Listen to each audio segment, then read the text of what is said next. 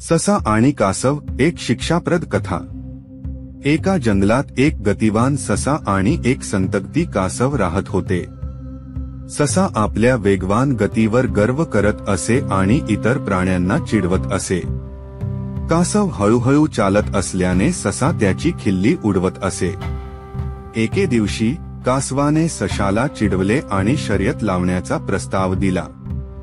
ससा हा विचार करून हसून म्हणाला, हो, पण शर्यत तर मीच जिंकणार बघ। कासव म्हणाले, ठीक आहे। ते दूर डोंगरावर वडाचे झाड आहे ना, तिथपर्यंत धावायचे। जो अगोदर पोहोचले तो शर्यत जिंकेल। शर्यतीच्या दिवशी जंगलातील सर्व प्राणी जमा झाले। ससा आणि कासव शर्यतीला सुरुवात केली। ससा वेगाने धावू लागला आणि लवकरच कासव पाठीमागे सोडून गेला। ससा मागे वळून पाहिले तर कासव खूप मागे होते। त्याने विचार केला की कासव इतका हळू चालतो म्हणून त्याला थोडा वेळ आराम करावा।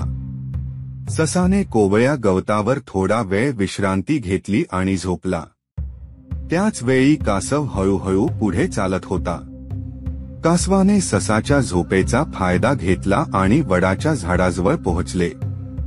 ससा जागा झाला तेव्हा त्याला कळले की कासवाने शर्यत जिंकली आहे।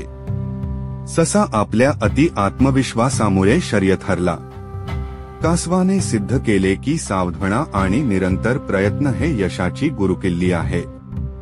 या कथेमुळे आपल्याला हे शिकायला मिळते की वेगाने जाण्यापेक्षा स्थिर आणि निरंतर प्रयत्न करणे जास्त महत्त्वाचे आहे।